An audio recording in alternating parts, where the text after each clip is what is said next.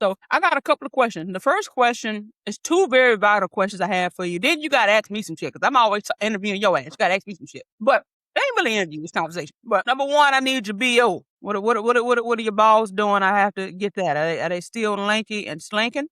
But that video was very, very entertaining. And I feel like people just kind of want to know what the conditions of your balls are right now. My balls? Yeah. The other day, my balls were tight. They were? Yeah.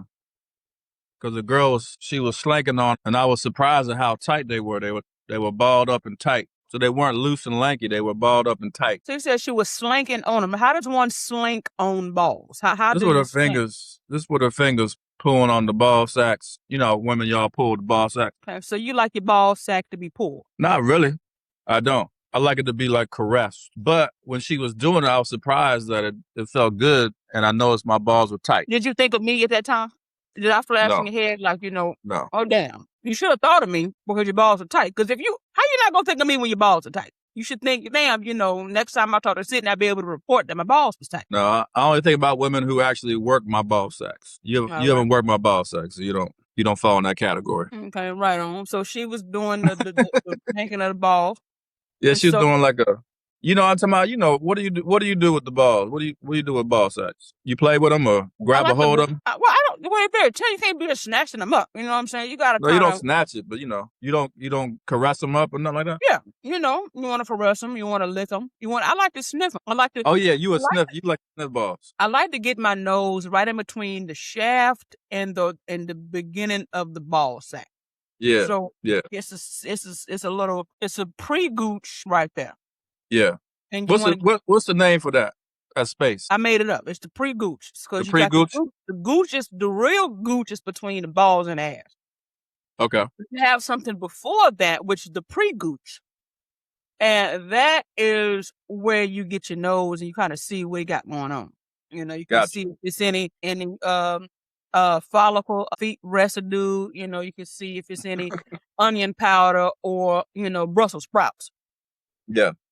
Right. So I like to sniff them, and I'm so people be like saying, "Why you always talking about balls?" Because balls are funny things. They really are. They're like little characters, and balls are where life is created. You know that? Yeah, but that's not really the fun part about it. The fun part about it is they strange. I don't really care about the life creating and all that. You know what I'm saying? Because folks are trying to get out of that part. That's probably the worst part of the damn balls is that they're fucking up people's life out as babies. Somebody more. We don't want to talk about the negative side of the ball. We want to talk about how they're strange. They get tighty. Lord. The tighty is a combination of tight and lanky. Sometimes they can be both. They can be tight. They can be loose. They be sliding all over the place. You say your thighs, yours don't stick to your thighs. But I know men sometimes be sticking to the thighs. So you have that, they got these. And did you know that the elbow skin is the same as the ball skin? Did you know that? No. So if you do your arm like this and you look at that skin, it's curled up and wrinkly like very similar to the ball skin. Yeah. So you got balls on your bows. You got balls on your elbows. I want you to think about that every time you see an elbow. Think about balls. I'm not going to think about that. All right. Well, yeah, that's not a good thought. That is a good thought. No. I feel like you discriminate. Some folks, some old women, they got balls in their chin. You seen that? Balls on the chin? Because the chins wrinkle it up. It look like either got one or two ball sacks on their chin. Well, how do you feel about that? Do you like that? No, I don't like that. Right on. Mm-hmm. Okay, but I like balls. So now back to you. So your balls are tight the other day, and so I was surprised by it. I think it was because so I'm trying to think why that was the case. I think it might have been the case because I had a lot of build up. So I was with a girl and we was fooling around doing all the things, but I didn't bust nothing. What was y'all doing? Don't just speed past that. What was y'all doing? She was sucking the dick, and I was sucking on her titties, and I was in her vagina, all kind of stuff. Now you pretty good. Now you pretty good at it when you with the vagina. What was you doing with the vagina? I put my dick up in the vagina. But before that, you said you was messing around and y'all wasn't doing nothing. No, I didn't say that. We was doing stuff. No. I said I didn't ejaculate. So I think the next morning is why my balls was tight like that. So why weren't you ejaculating? What's going on with that? Like I have a couple of connections that I have where the sex we have doesn't involve ejaculation. It's great. It's like constant buildup, you know what I'm saying? And like a lot of orgasm, but no ejaculation. It's amazing. Woo, love it. Okay. You familiar with that? Yeah, I did that. I'm familiar with that. But did you do any labia licking? Yeah, I was eating pussy. Yeah, I had a lot of pussy. I got Yeah, flashbacks. that was some hard work too, boy. Woo-wee. Why was it hard? It's hard work. Why was it hard to Well, first of all, it was a lot of pussy. So you down there for like a lot of pussy. Well, she had big lips or something. The labia was large or what? No, it's just a lot of work. You just eating a lot of pussy now. Well, you got a good mouth for it. So eating pussy is different depending on the woman, right? Some women, it's like, it's very soft, very gentle, and they're going crazy. You feel me? Other women, you need more pressure. So when you need more pressure, it takes, it's a lot more work. One of my girlfriends, lock up on you? Huh? One of my girlfriends, she used to do sex work, and she said that she always hated when she had to like jerk guys off real hard. You know what I'm saying? She said it was too much work because their dicks are not sensitive and stuff like that. She got to jerk them off real hard or suck them real hard. She said it's too much work. So your labia licking skills are top notch. They're good? I want to say. Kenya said I was the best until she just met a guy who's better than me a few weeks ago. She said now I'm second best. What stands out for you is it was back to back. Yeah. You manipulated me into allowing you to. Okay, I'm just playing. All right, y'all. Y'all like the clip? I was swindled into. Okay, no, I'm playing. You did it, and then I came and you kept doing it. Now, normally, I'm like, okay. And it's like, oh, it was great. Now, it was a great time. So when you talk about the labia licking, my mind does go to you when you just said that. I see what you're saying. Yeah. So after you had your first orgasm, did it get real sensitive for you? With you or just in general? With me? I don't think so. Maybe it did for a minute, but then it got right. I don't remember that. I just remember 2 orgasms with the labia licking in one bout. Got you. Okay. So did I know you came the first time? You're very talented, because sometimes you light-skinned spiritual niggas. I don't know if you knew. Okay. I make a lot of noise that time. See, with you, I wasn't making a lot of noise and moaning. And because you were being sneaky and quiet. I was doing that. I was kind of relaxing and focused. You was being real sneaky and on the low with your shit. Sneaky. You coerced me into the room. I didn't know what I was getting into. But Kimmy, I said, I'm sore. Come give me a massage. And just like you spiritual niggas do, you always end up doing something freaky. You spiritual niggas, I'm telling you, I'm happy you brought that up. You spiritual niggas always talking about, I want to do some healing. I want to get the tantric finger. The fingers are always wiggling like this. You come in, you lure me in. Talking about healing. I just said, Kimmy, I just need a little massage. I brought a bucket of shea butter in there. You gave a little half-hearted massage. It wasn't really, your mind wasn't on no goddamn massage. You wasn't really giving me all you had with the massage. You were doing a little 1-2. Then next thing you know, my kneecaps up into my eyebrows. And it's your fault. Now I had a great time with it. I really did. But that was not the plan. I was not thinking about you doing nothing freaky. That was your plan the whole time. You got me in that room to give you a massage, knowing all the time you're going to have me eating some pussy later on. No, I didn't. You're real slick. Your plan. Rakim, you ever heard of you? No, if it was my plan, I would have been getting some head up in that motherfucker. Okay? My plan involved me getting some head. I'm a little nervous or something. Well, my mouth probably won't be able to fit that big giant ass dick you got. You have to realize I had been looking at you slaying your balls for a while before that. I've been looking at you. I think that's how I ended up getting up in your friend, right? Because after leaving your room, I was so backed up, I needed a release.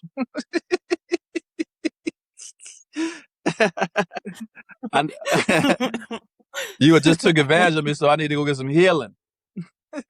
Your friend healed me up. Kimmy, ain't nobody took advantage of you. You are so funny. Ain't nobody took advantage of you. Oh, shit. That is hilarious, though. But I did see you getting up in my friend. You got up into two of my closest friends. The thing. Yeah. And everybody was watching. You got into one of them. Then you came and did that wild shit with your mouth with me, which was fantastic. And you know what's funny? You know what's funny about you? What's when that? You started, you was like, you gotta tell me what to do. I don't know what I'm doing now. I'm like, okay, well, I'm gonna have to teach you. Then you blow my eyebrows off. You literally said that. How much you don't know what you're doing? I don't. Okay, well, you know what? I like to tell that lie too. So I like to act like I don't know what I'm doing either when I suck me in dick. I say I do that too. I say, I don't know what I'm doing, and then I get in there and just act a fool. Yeah, I've seen you send me some videos of you sucking so dick, you right? know how that's gonna go. You sent me some videos of you sucking dick. You pretty Have I good. done that? I forget who it was. Since I forgot about that part of our relationship. I do be seeing me doing wild shit with niggas every night. Yeah, yeah. You sent me videos of you getting fucked. You sent me videos of you sucking dick. You was going to town on that penis now, and you got some good dick sucking lips. Yeah, you got I do a little you something. got some really good dick sucking lips. So okay, so what is that? So dick sucking, they just got to be big lips. That's all, because that's all I feel like. And you just got to be big. That's the only thing that make a dick sucking lip. Yeah, big and wet. And if you got a wide mouth, that helps too. But big wet lips, because it feels like two labias. Well, who's sucking dick with a dry mouth? Who doing that? You'd be surprised got the out cotton in the mouth streets. with the cracked ash?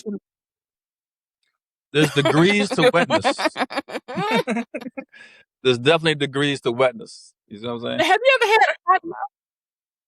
Cotton mouth? So have you ever had a cotton mouth on your cock? Yeah, I think so. You know who has cotton mouth a lot? Women who smoke weed. Their mouth be dry as fuck. And their pussies be dry too. I'm like, God damn, can you just quit for the day so I can get up in this yoni? Damn. So that's a thing. So weed smoking women be having dry vagina and a cotton and not all of, but in terms of when I've experienced cotton mouth or dry pussy, it's a lot of times it's women who smoke weed. That's really interesting. Yeah. Well, I don't smoke or drink, so maybe that's why I be having all that going on. You super wet? But I will say, Kim, yes, I am. Well, it depends on the experience, but generally speaking, yes, I am a very moist vagina. I am very moist. I'm known to be a squirter. Now, squirting is something that's a little overrated in my view. Absolutely. It's overrated for a few reasons, but the main reason is it's cute shit until it's time to go to sleep. It ain't nowhere to fucking sleep. You didn't put the towel down, it's soaking through the towel. You didn't put the comforter down, it's soaking stain. A big stinking puddle is all there when it dry up. It looks like it stank. It's actually annoying after the fact, and then if a dude has a smaller cock and just gets lucky and makes me squirt, then he gets all of the excitement, and it's just, I can't feel shit. So squirting is best with a girthy cock because you can still feel it. But squirting is very performative. It's no sensation at all for the woman when she squirts. We just pretend like it's one. We do all that because it's a part of the show. But that's the biggest myth. When you see these women on porn squirting and they're just, please, it has no sensation at all. Yeah. It is just, the idea of it is arousing. My pussy getting wetter. I know he likes it. It's really all for the man. Really, I mean, I can squirt. It make you feel like you're doing something. And even if you're not really doing nothing, it make you feel like you are. Like squirting and pleasure, physical pleasure is not the same. It's more of the idea and the theatrics and the performance. So, and squirting does not mean I had an orgasm. It just means that I squirted. So it's a lot of myths about squirting. But I hate to bust everybody's bubble, but as a squirter, it's just a cool skill to have, I guess, to really turn a nigga out. You want to think you're doing something. But I'm telling all you niggas, if I've ever just moaned and went cross-eyed and foaming at the mouth and shaking when I'm squirting, I was lying that whole time. That was all for your entertainment. Yeah. No, I agree. Squirting's a lot. It's overrated. First of all, I make sure she squirted on her side of the bed, number one. Number two, I had a partner, she squirted a lot. It was like you had to plan for the whole thing, you know? We bring in tarps and shit and extra blankets and comforters and shit. Like, it's just too much. Every day, we fucking every day. She washing the sheets every day. It's just too much. You know what I'm saying? It's overrated for sure. But yeah, it's fun. You know, it's like a thing to say. Like, yeah, but it ain't. It's overrated. You are so okay. So do you like the way it feel? I mean, okay, now for you, the warm liquid squirting on your cock should feel good, right? I mean, doesn't it feel good for you? The warmth. I don't give a fuck about it at all. I don't care about it at all. Like, it don't mean nothing to me. It's not. I've never viewed it as like a deep orgasm for a woman. It's never felt like, oh, this is a deep orgasmic experience for her. I much rather prefer a woman who's having a full body orgasm, you know, who's like really feeling it from head to toe and all over, and she's out of control. And like that to me is more of a thing, like a woman having a full body orgasm on my dick. You see what I'm saying? Or even a vaginal something. I was with one of my girls the other night. She had a breast orgasm. I'm just sucking her breast and she went to, like, I prefer that type of shit. I don't care about the squirting and all that. That don't mean nothing to me. But if the woman likes it, it's cool. But for me, it don't mean nothing. That's really funny. Okay. So do you prefer a creamy vag or a wet one? Like, cause you know, it's different types of vagina. Some of them are really creamy. And then some are really like liquidy, watery. Which one do you like? Some dudes like the cream and whatever. Which one makes you feel happier inside? No, I like straight wet vagina. Just wet. I'm not into the creamy. If it's creamy, it's okay, but I prefer just wet vagina, like just wet, sopping wet. Like you dip a big ass sponge in a bucket and pull it out. Well, don't squeeze it. That's how I want the vagina. Just a wet, soft sponge of flesh, spongy. That's what I'm looking for. So I don't need the cream. I don't know what's going on there.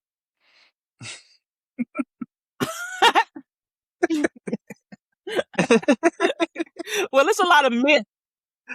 Now, it's a lot of myths with the cream. So, as a professional sexual liar, it is a lot of myths with vaginal cream, and we already dispelled the squirting myth. Yeah. Now, if you're just joining it or whatever, squirting is a performative lie. All right, there we go. So the cream, I've had dudes, I ain't gonna lie, and I just let them believe it. And I have really harmed society by being a sexual liar most of my life. I have. So it be dudes, we do it, you stick the dick in and you stroke a couple of times. You talking about, ooh, you creaming. No, that's not cream. That's not cream. That is just that is just discharge that was in my pussy. That was just discharge that was in there already. So you gotta think about, cause see, when you say I'm creaming, you thinking it's something to do with what you've been doing. That you done got me going. You ain't done shit. I'm just so good at lying that you think you done something. But really, you got to think about the vagina and the liquids of the vagina, kind of like coconut oil. So we all know when coconut oil is cold and clammy, it's thick. It's thick or whatever. It's kind of solid. Okay, but once you warm that motherfucker up, it gets loose and it gets all nice and oily, and that's what you want. So if you stick your dick with me and immediately and you ain't really been no foreplay and you ain't ate my pussy and nothing like that or whatever it is, you stick your dick in me immediately and you pull it out and it's the thick, the solid coconut oil. I ain't been warmed up yet. I'm not horny. I'm not aroused really. So you think if you done something, or you creaming, oh, you already got your cream. And I'm like, you ain't really done shit, but I'm gonna, and it's a disservice to everybody involved, to me, to you, I know. But these other pussies are doing. But Cidney's vagina, that's not how I come. My arousal is the oily coconut oil. Now, you have some creamers out there who, when they bust, they get the solid one, but I'm talking about me. So it's a lot of myths with it all. And I helped to do a disservice to the world by the way I lie and make y'all think y'all doing something. It's really all my fault. So, yes. Yeah. So, no, that's good information. You're pretty simple. That's real good information. I'm glad you said that. I prefer the water. I just want wet. Okay. All right. Well, I've always been a little intimidated. You're pretty intimidating, Rakhem. I've been telling you this for years. You're pretty intimidating sexually. Even to this day, I'll be intimidated to have sex with you. Because you are Rakhem. That's it. That's kind of the beginning and the end of the whole thing. That's why. There's more than that. It's intimidating. You know what I'm saying? No, you don't know who you are. It's you. Like I would always be nervous. Number one, I'd be nervous of doing some shit wrong. Like I would be nervous that I'm sucking a dick too hard or some shit like that. I'd be nervous that I'm not spiritually in tuned enough.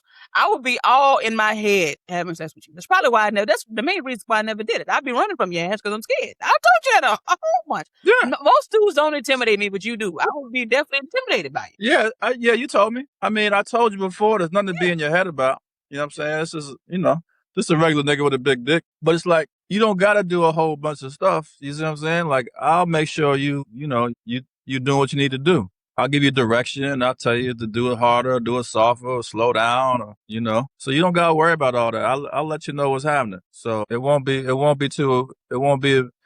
got to be in your head. You should be in the head more with these other strange niggas out in the street than me. At least I'm your friend. You see what I'm saying? I'm gonna take care of you, make sure you're good, and be real with you. So I'm not sure why you in your head with me. Well, I mean, I'm less in my head now, but definitely when I first met you. And then before I got my tube side, you busted nuts in everybody. You put a Facebook status that said, I'm not pulling. I'm raw dogging and I ain't pulling out, bitches. That's what you said on the status. I'm like, well, damn, I'm gonna get pregnant. I was concerned about pregnancy. Well, now I ain't got to worry about that. But for a while, I'm like, well, shit. I had a plan B pill ready. I mean, fucking with Rakhem because he ain't gonna pull out. It's gonna be he nothing up in you, and that's just it. I had never seen nobody put that on Facebook. I had never seen anybody say that shit before in my life. When you said that like years ago, like I never heard a man say, "I'm not pulling out. I'm raw dogging and I ain't pulling out." So that's just what it is, bitch. But you know what? Here's the thing about that status. The thing is, I'm willing to pull out, but I'm gonna put it in your mouth. You see what I'm saying? So it's like I'm coming inside of you somewhere. You see what I'm saying? So if it's not your pussy, it's gonna be your mouth, your throat chakra, like something. The semen's not going in the air somewhere. I'm not squirting on the floor. I'm not squirting on top of your body. I'm squirting inside your body cavity somewhere. So it don't have to be the vagina. It's preferably the vagina. You see what I'm saying? Now, I can't do the anal because my dick's too big for like 99% of the women on the planet. So I can't stick it in your ass. So it's either the vagina or your mouthpiece. You see what I'm saying? Now, for certain women who got the really, really big titties, I'm willing to do a pearl necklace on you. So we squeeze your titties real tight around the cock and I'll bust on your throat chakra. Other than that, it's got to be either in the pussy, in the mouth, or something like that. Well, the status didn't say all that. I'm thinking of the fuck Rakhem, I'm getting knocked up. So I was scared because, that was the end of it. I wasn't thinking about, well, I can go into the earlobe, into the eyeball, into the nostril. You didn't say all that. You said, I ain't pulling out shit out. You didn't break down the different options. Yeah, that's true. So, because 29 times out of 30, I'm not pulling out the vagina. I'm just saying there have been times when I'll do that. Like I'm not trying to get somebody knocked up. So if the woman's crazy or whatever, I'll pull out and stick it down the throat. Okay, so with me, would you have? So so so if you're crazy, you're pulling out you pull out a crazy bit. So just to know if Rakhem ever pulled out of you, it's because he thinks you're scared of crazy bitches. Crazy. I'm scared of crazy women. I love them. I'll be in a crazy woman all night, but they make me nervous. Look, this sister. That's hilarious. This sister, I was just with her. She told me that, and she's legit crazy. She told me that her son had to convince her to not have my baby. She said her son was like, "Mom, you can't do that. You got to have the abortion." Like that. These are the crazy women I'm talking about. It's like if her son spoke on my behalf, like, you can't do that to that man. It's like, yes. How many abortions have you paid for, whether it be Plan B or going to the clinic? Because how do you only have one baby mama? How the fuck you got one wife, Kenya K, who everybody loves and adores. How you ain't got nothing but them with what you be doing? What you be getting them infertile bitches? You be finding tube-tied bitches like me? What you be doing? Well, to that point, I do love women who have the tubes tied or they're, in menopause, like, past menopause. They can't get pregnant, or women who've had either a partial or full hysterectomy. There is an ease of mind with that. You see what I'm saying? Now I've gotten many women pregnant. You know what I'm saying? So it's just that we on the same page for the most part. It's like she know what she's gonna do. Wait. So do you have outside children, or you just out here they done been Plan B and they done got the abortions? Yeah, I've had plenty of Plan B and I've had abortions. Rakhem, you just out here sowing your light skinned oats out here. So it's a lot more. It's so much more questions I want to ask about that. You know what I'm saying? But I will say I want to people out there. One of our most popular video on my page that I've gotten for this new Instagram page got like about 80,000 views. You talking about the pitfalls of having a big dick. That people were really riled up about that video. So now I want to discuss the pitfalls of having good pussy because I got problems too. Okay.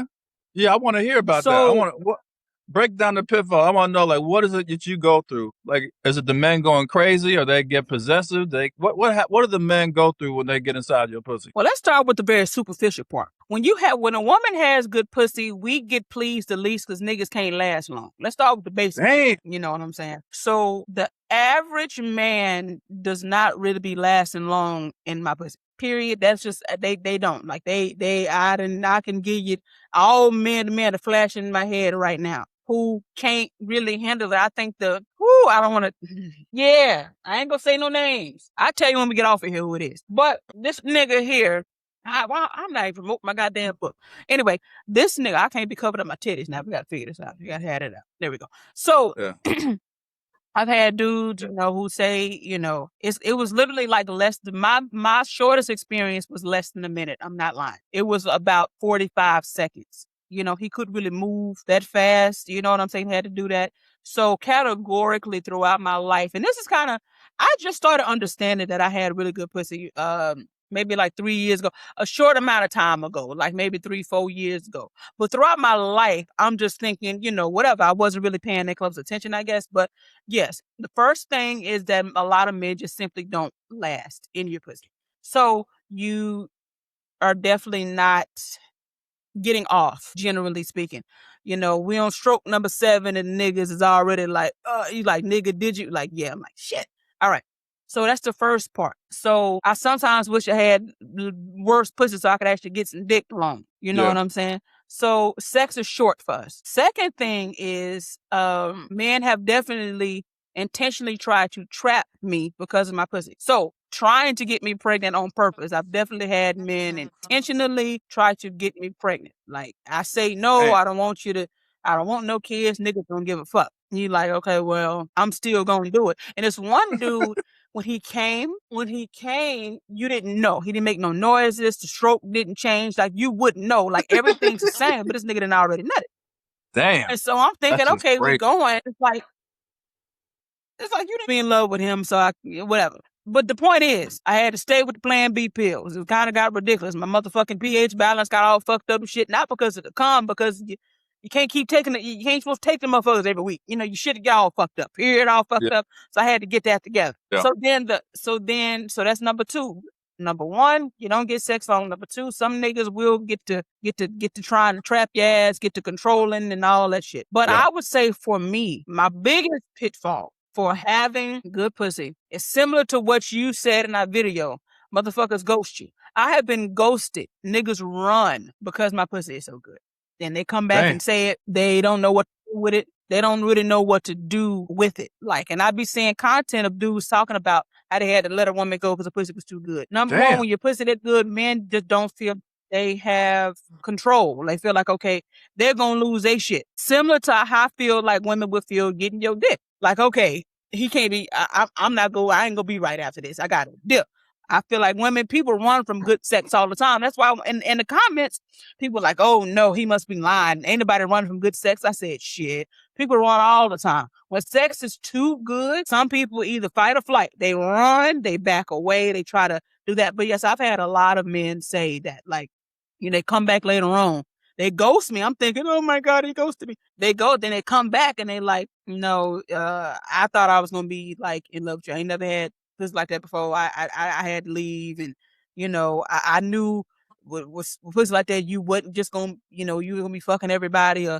This one dude told me, he was like, I feel like I had to leave you alone because I knew you had other niggas that's probably going to be stalking you because of your pussy. So he was worried about other niggas stalking because of my pussy. So he's like, I ain't going to be involved with it. I'm like, now that's far-fetched. Now you didn't came up with niggas in the bushes. Like, what? Like, what are you talking about? So I've had that. I've had a dude tell me that if a man raped me, he would beat their ass. He would try to kill him. But he would also understand why they did. Like, why me saying stop, he didn't stop. Like, I've had all of that. Like, I've had many men tell me it's the best pussy they ever had. And that could be, hey, look, I will give a caveat. Maybe some of it is lying. I don't know. But I don't really know the point of the lie. Because it'd be like the timing. Be like, what's the point of him lying? You didn't came back months later and said it. Like, what's the point?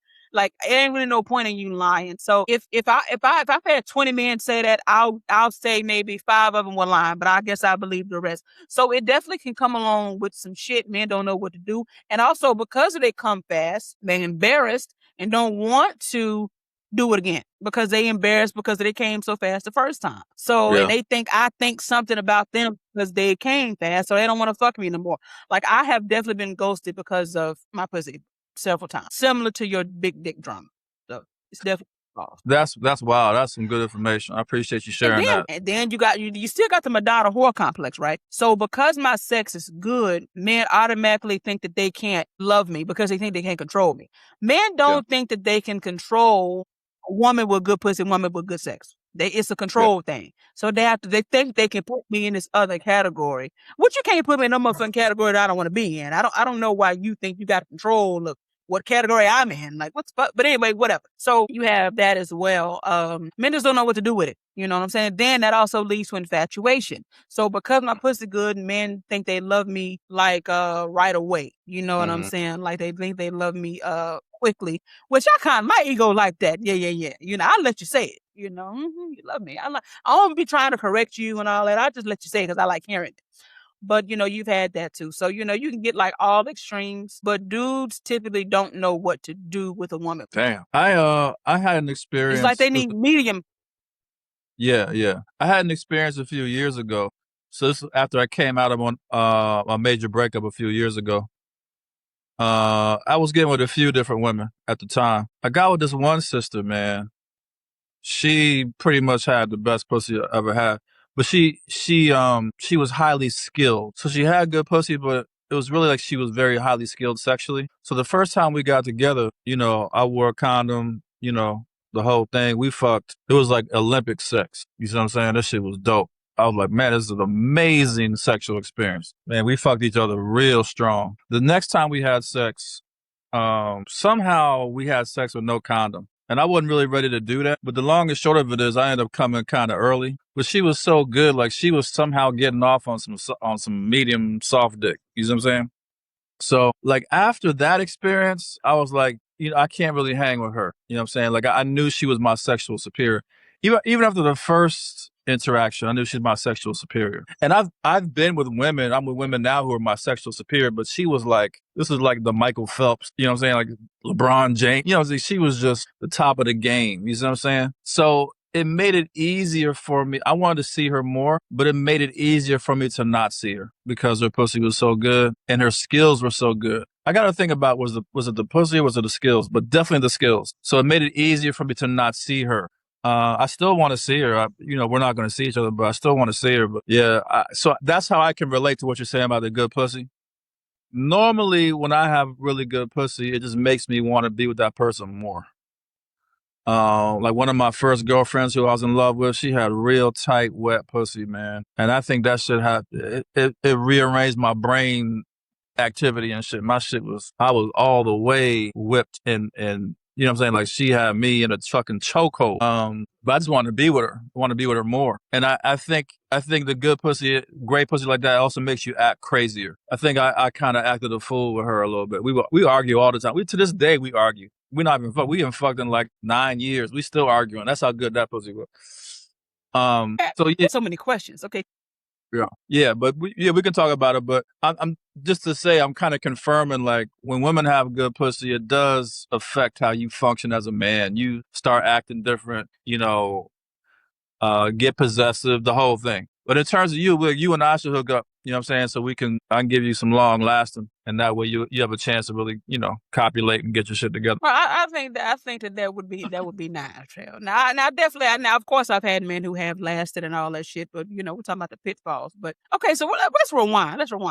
Now, why are you arguing more? So how does good pussy equal you arguing more? What is that correlation? That's a great question. You're mad, you're frustrated.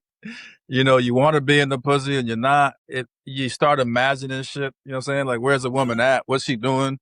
You know what I'm saying? Like, you know what I'm saying? Like, what's she thinking? What you just in your head. Your good pussy scrambles a man's brain. It makes us crazy. Like, just like women, like good dick make a woman crazy. She's crazy as hell. It does the same thing to men. We're like, I'll kill half the planet over this woman. You're saying like, where is she? The shit is crazy. So yeah, we would argue a lot. I think we kind of whipped each other because we be arguing at each other a lot. But yeah, you're just crazy. That's all there is to it. You just a nut. And that's I can't even imagine you doing all that. When I say imagine all that, I can't imagine you sitting there arguing, motherfucker, just over nothing, just so you ain't answer the phone. Whatever the fuck it is. Like, I just can't imagine you acting a fool like that. That's funny to imagine. Yeah, I don't think I was arguing over stuff like that. I think I was arguing over other stuff and about her being with other men. So that shit, I had a hard time with that, the thought of that. You see what I'm saying? And she knew that shit. You see what I'm saying? She would fuck with me. But you just crazy, man. You just crazy as a motherfucker. Good pussy will have a man fucking acting nuts. Okay, so let's rewind a bit. You said that the first girl was your sexual superior. What does that mean? What does that mean? I need to understand that. Cause I feel like you're my sexual superior. That's why I'm scared of your ass. So, you know what I'm saying? Like, what's up? So that's a good question. There's a lot of different areas you can measure sexual superiority. One is like just your knowledge. So to me, she knew more about sex in general. She knew more about the male anatomy than I did the female anatomy. She was also bisexual, so she had lots of experiences with men and women and couples and all kind of stuff. So number one is her knowledge and understanding of how to please a man, all that kind of stuff. I tend to be very one-dimensional when it comes to sex. I don't have a vast knowledge of like pleasing women in general. I've got like one, maybe two lanes at the most, and that's all I can do. Number two, even though she was my same age, she was like physically, she was like a 25-year-old. Like she's bouncing everywhere and all over, and she flexible as hell. Like she's not gonna, some women, y'all be wearing down physically. Y'all can't ride no dick for too long. Y'all can't take it in certain positions for too long. Y'all get tired. You see what I'm saying? She could ride dick all night. She could do anything, no physical limitations, no time limitations. So it's not like you're going to wear her out. Like some men, you think they're going to wear the woman out. You're not wearing her out. You see what I'm saying? She wear you out. You see what I'm saying? So that's another thing.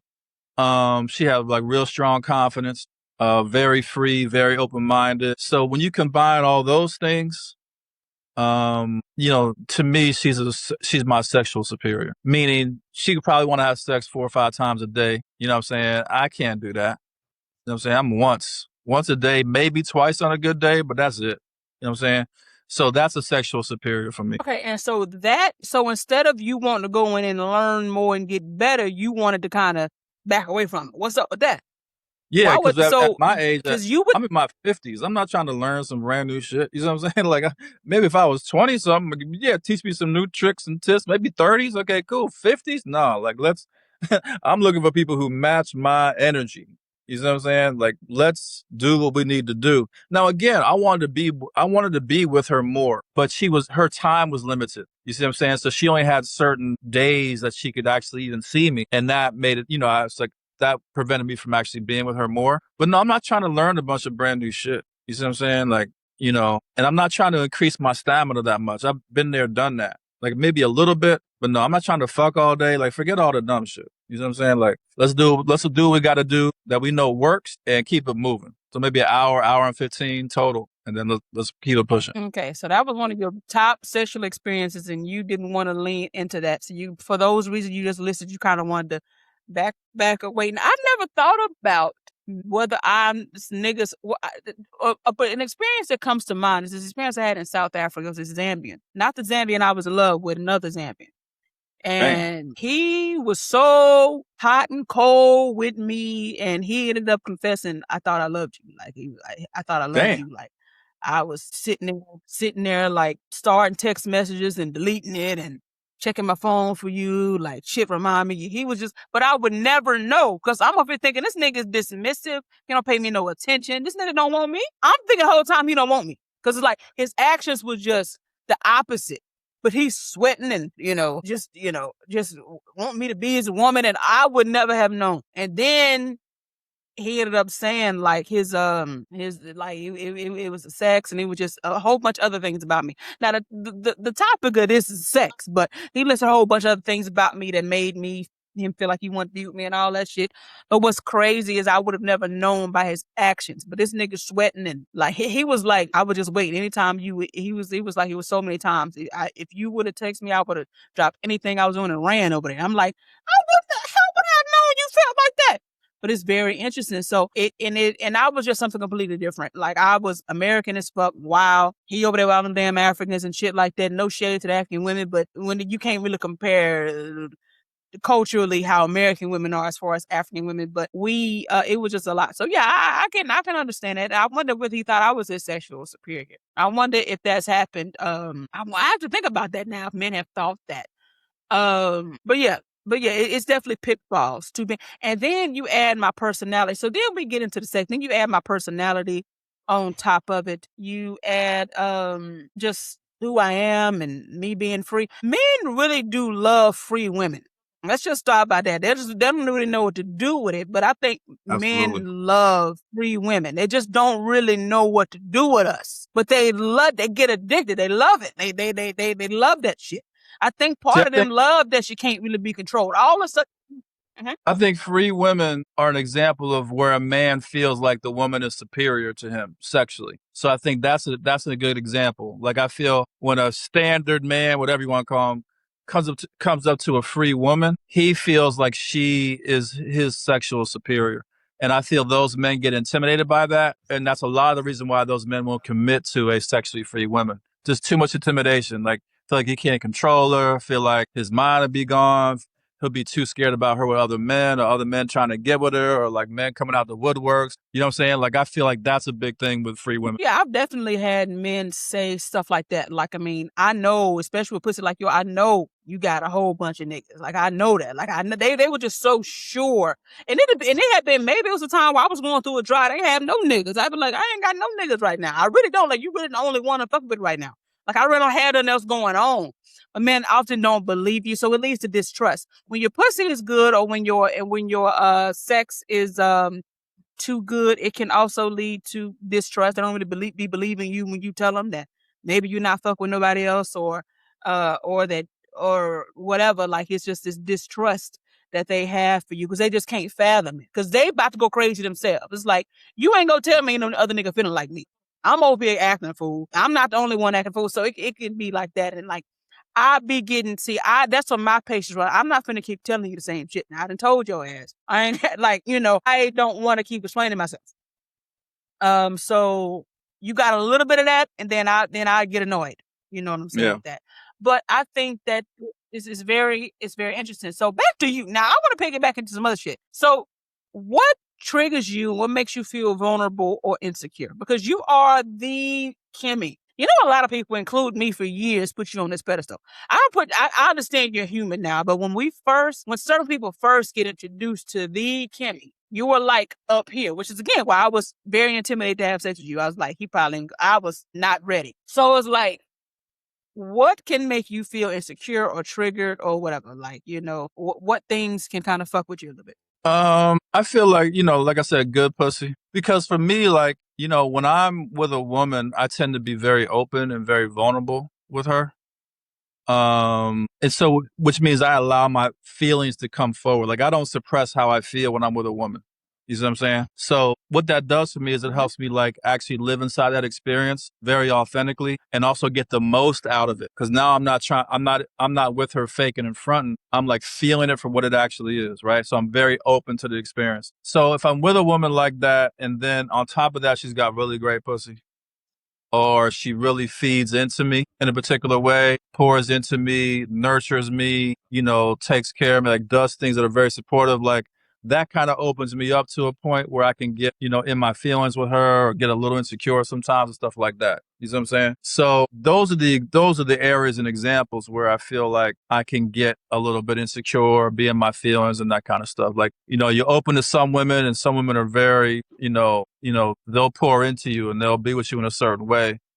And yeah, man, like that does something to me. It does something to my psyche, and like really helps me open up. And so I'm in my feelings more. And that makes it difficult. When you're in your feelings a lot more, it makes it difficult to maneuver, which is why most men suppress their feelings. You see what I'm saying? Because then they can leave somebody on a drive a dime and not think about them or whatever. But when you're constantly opening your feelings to somebody, then it makes it more difficult to maneuver. So that's the big thing for me. Like, really being open and being vulnerable. So when you're open and okay, so what is the actual fear? You afraid that she's gonna leave you? You're afraid somebody gonna like her more? I mean, like, what is the actual fear? I understand what you're saying, But like, what is like? Let's get a little deeper. Like, what is the actual fear for you? I don't think it's an actual fear. Like, I think it's the stuff that women experience when you have a man with good dick or whatever. Like, you are concerned, you're just in your feelings more. So some of the fears could be, yeah, like she's going to leave you, or she's going to be with somebody else, or she's going to give her time and energy to somebody else. She's going to pull away from you. Like, all those kind of fears come up. All those kind of thoughts come up. But at the end of the day, when I look at it, it's not really that I believe all that. It's just I'm open. I'm emotionally open. So when you're emotionally open in that way, you start to have irrational thoughts. You don't think logically. You don't think rationally. You don't think analytically. You're having all these kind of just irrational thoughts, and thoughts are everywhere, and your visions of what could possibly be are all over the place. But it's not that you actually believe that. You see what I'm saying? Like, I think that's what women go through. You all have a bunch of irrational thoughts about men, and if they like you, is he going to leave, or you know what I'm saying? But really, none of that stuff is really rational. It's just, that's how you think when your feelings are open, when your heart is open in a particular kind of way. So can all of that lead to some jealousy of her with other men and stuff like that? So all of that stuff can kind of tie in together? Absolutely, yeah. I mean, that, again, jealousy, insecurity, possessiveness, all envy, all those things is what comes up when you're in your feelings. Again, the thing I want to make clear is that none of that stuff is real or rational, but you still feel that way. You see what I'm saying? Like, again, when your heart is open, when you're vulnerable with somebody, you have those kinds of feelings. Those feelings come up. Those fears come up. Those worries and concerns come up. The difference is in how I handle it is I know it's not a true thing. You see what I'm saying? Even though it feels real, even though all these feelings that come up are very, very real in terms of like in my body and how I'm perceiving it, I also know that it's not real. So when it comes time for me to reconcile all this stuff and kind of work through it, then, I'm able to do that. And that's how I'm able to do it. I'm able to do it because I know that this is not the truth of who I am. It's just a part of me that feels the way it feels. But I also know rationally that this is not the totality of the situation. And I'm able to work through it from that standpoint. Because, we think you are the almighty Kimmy Polly God who don't have no damn feelings. Just joking. That's not true. No, I've I've always expressed I have feelings. You know what I'm saying? I mean, when you read my book, like The Art of Open Relating, Volume 3, or Finding Male Sexuality, I always talk about the feelings I have. Like, I don't, me being poly doesn't mean I don't have feelings. No, for all the women I'm with, I have feelings for all the women I'm with. I love all the women I'm with. You see what I'm saying? I express to all the women I'm with. So it's not like where I'm suppressing those feelings and just sleeping with a bunch of women. No, I'm open. I'm vulnerable. I have feelings of, thoughts of jealousy and insecurity, like all that comes up, but also thoughts of love and of genuine connection and, wanting to connect with the person and build with them and take care of them and all those types of things. So all those feelings come up as well for me. You see what I'm saying? But no, I've always told people that, I have genuine feelings that come up in all my relationships to different degrees, obviously, but in all my relationships I have those feelings and, I do the best I can to work through them. Well, yeah, no, I was being dramatic there, but I really said that really to say that. I mean, I think a lot of people feel like just because you're poly, you don't have jealousy, you don't have insecurity, you just, because we talk about supporting our partners having other lovers that we just don't feel anything about it. But that all goes into this idea that if you're not monogamous, that you don't care and all this bullshit. So that's why I really wanted to get you to get into that. It's gonna be a good clip there. And I talk about it in the book, all three of me. Now I was in my feelings like a motherfucker. You know what I'm saying? Just because I support my man having other women don't mean it's always fucking comfortable. Shit.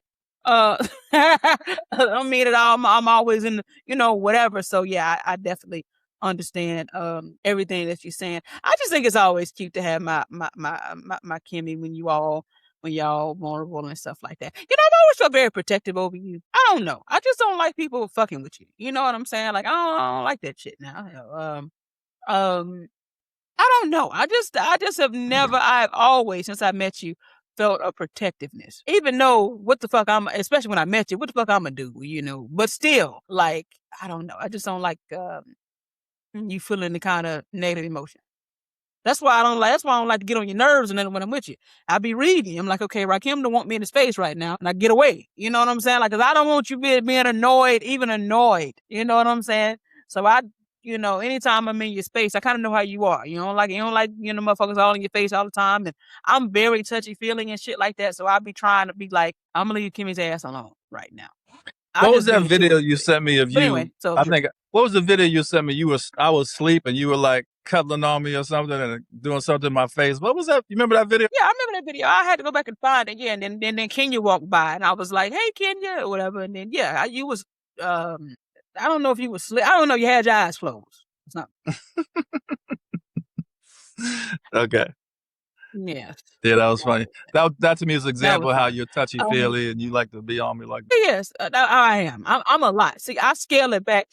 I am highly, highly, highly affectionate in pretty much all ways. I'm verbally affectionate. I mean, I'm always telling you I love you. I tell you I love you all the time, randomly. I be like, I love you, Kimmy, just randomly. Then I just, I just randomly send you a message out of the blue telling you I love you. Then I just leave. Or I tell you I miss you. I'm verbally like affectionate and with words and with touching. But I'm also, you have to pay attention. You have to read the room. Because if it's up to me, I'd be in your skin all the time. But that's not really realistic, and we can't really do that. So depending on the man that I'm with, I kind of read it and see what I can do. You know what I'm saying? But yeah, I am like that. But I'm also very aware of you. Like I know you pretty well. You know what I'm saying? I know that you're not gonna always want a woman all up on you. And it ain't personal. It's just how you are. So I'll be having to check the energy before I go in there and sit on your lap or some weird ass shit. You know what I'm saying? Because I don't want you irritated with me. Because I'd be like, I don't know how I would handle it. If you were ever really mad at me, I would really struggle with that. Like, I'd be like, okay, Rakhem's mad at me. Like, what the fuck do I do with that? Like, I wouldn't know how to handle you being really upset Probably with me. some head. Really, really mad at me. Like, I did. Okay, so I just go and suck on some dick and just and get back into your good graces. Got it. So the last thing I want to talk about is, did you see in the media or whatever? I don't know if you saw this couple. The couples they just got married. Her name is Miracle Watts and Tyler LaPlay. I forgot his name. The two very stunning couple. That nigga clearly got dark masculine energy. Looked like she got the dark feminine energy. One of them couples. Have you seen that couple? And they got married, and then some text messages came out about him cheating or some shit like that. Did you see that? No, I didn't see it. Okay, wow. Okay, so I'm gonna make a video about it, and of course, people doing what they do, acting stupid about it, and it's just I don't know why anybody expects a man with the dark masculine energy, with that raw sexual energy, to be monogamous. I don't know why anybody says anybody to be monogamous, but I feel like it's certain kind of men with big energy. I feel like and it's just clear that they have it. This raw, it's just like a raw thing that they have. I don't know why we are flabbergasted about them cheating. And then the girl and the woman is beautiful, stunning, used to be a stripper, ass crazy, beautiful woman. It ain't like he with something looking terrible, and I'm sure she didn't, had cheated or whatever as well. But why do you think people are flabbergasted by something that feels so obvious? Like, of course that nigga is gonna do that. Like, why are we still shocked by that? Well, yeah, the fantasy is still a big deal in this culture. So women especially, but men too, they really want the romantic fantasy. They want the happily ever after. They want, he only sees me. I provide him everything. He gets everything he needs in the entire world from me. Like, women really have bought into the fantasy of relationships and marriage to the point where when a human being, kind of functions authentically, expresses attraction or engages in that attraction or whatever, that people are shocked by it. Again, the issue isn't that, the man cheating is wrong or not wrong. It's clearly wrong. You see what I'm saying? Like, if you're sleeping with somebody and you've told your wife that you're in a committed situation with her, but you're cheating on her, then that's the wrong thing. We know that. That's not the issue. The issue is that, you are telling her that you're telling her one thing and doing the other. But the other issue, which I think is what you're getting to, is, well, you're not actually a monogamous species of individual. And so it should never, ever be a surprise when a human being connects with another human being sexually, intimately, on a friendship level, whatever it is. Like, it's just, that's who we are. It's literally who we are as human beings. Like, we love and we desire and we need human connection. So the fantasy is so strong that when something like that happens, people are actually shocked, and they should not be shocked. They should know and understand, like, look, this is a possibility. Like I said in the last podcast, the same thing. Like, it's like if you smoke cigarettes, if you get lung cancer, you should not be surprised. Like, nobody's surprised by that. You see what I'm saying? It's the same thing with relationships. If your partner cheats, which again, both men and women cheat equally or women more, then you should never be surprised by that. Why? Because human beings are not monogamous. You see what I'm saying? And we love connection. We love to engage with other people. We love community. We love all those things, and we need those things. So again, it's a romantic fantasy. It's kill people just rationality and their reasonability and their logic, and they don't understand when reality hits them in the face. It's hard for them to deal with. So that's my take on that. Everything you said, I definitely do agree with that. But I feel like even more so for certain people, we should be less shocked. Like, if I wish I could show you the dude. You know, dark masculine. That's what he looked like. Everything about him, the abs, the fucking beautiful, perfect fucking face, his voice, everything about him is gonna draw droves of fucking women. Some nigga, we're not talking about the Biggie Smalls looking motherfucker. We talking about we talking about something, and he wasn't even monogamous. Biggie Smalls, terrible looking ass, wasn't even monogamous. So what are we even saying? So it's like, I think people be like, well, you just can't say just because they fine. I can't say that. It is certain motherfuckers you should be able to look at and say, he ain't just gonna have one woman no matter what he tells you. You should just be able to see it and just accept it if you're gonna be with that kind of man. What kind of annoys me, and I understand, I've been dealing with, I've been understanding human nature for a while, but it's still sometimes hard for me to grasp why certain women choose certain men and then get flabbergasted about what happens. So, like Cardi B is a great example. What about Stefan Diggs said, I'm going to be monogamous? What said that? Like, nothing. Do we have an intuitive problem here? Like, what about that certain men or certain women can you look at and say, this is just going to be? No. So I'm very, and I've talked about this in the book, All Three and Me. I wanted a fucking stripper, a fine ass, godly, sculpted by the gods, high cheekbone ass stripper. Am I going to be flabbergasted if another woman comes into the picture? So, and I'm not talking about because he's a stripper. I'm saying because of how he looks. We have to understand big dick energy and women and with high sexual energy, them people ain't gonna be, you can't tame them motherfucking people. So I get with men who are like that. I'm aware. I love men with that energy. I also love that they're wild. I love that they're free. I love the fact that bitches be trying to flirt. I love the attention that they get. I love that magnetism that they have. I want them to keep that shit. So I don't get with the men and say, well, now I know you was always wearing shirts with your muscles out, but now you need to wear turtlenecks and wool coats at all times. Just dress up like the Muslims and shit with the little gowns on. Just do that. It's like, no, I know what the fuck I'm getting into. I'm choosing a man with big dick energy. He may be suited with me for a time, but that is absolutely not going to be the case for long.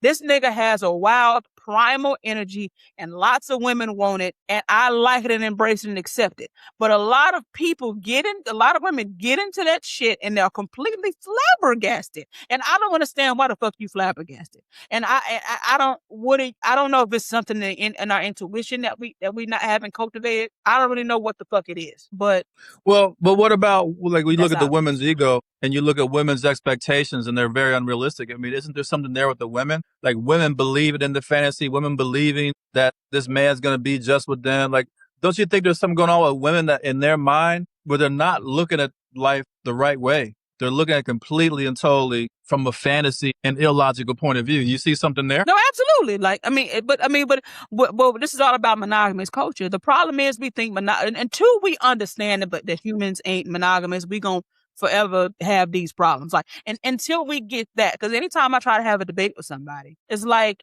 we keep I keep bringing it back to that, because as long as you think that humans are wired to be monogamous and that 80% of the fucking world is just defective, like, can you be saying, if we're not going to look at the system, I always use the classroom analogy. If I'm in a fucking school and there's 100 students in the school and 70 of them are failing, is everybody stupid, or do we need to look at the goddamn curriculum? What the fuck are these teachers doing? I mean, I feel like that's just like an obvious logical road to go down when it comes down to this shit. It's the system. So it's just like people dedicate it's just like religion. People dedicate their whole lives to a system, in this case being monogamous culture. And they haven't done any critical thinking about it. Just like religion. You run around here throwing oil and smearing blood, the blood of the lamb across your chest, looking stupid and shit, talking about talking snakes and all that. And your dumb ass ain't even thought to just do a little bit of research. You're just out here just retarded. So I just don't really get it. And I feel like until we understand that, and I also think another issue with women in the whole non-monogamy is because of the way it's been set up, women feel like non-monogamy only benefits the man.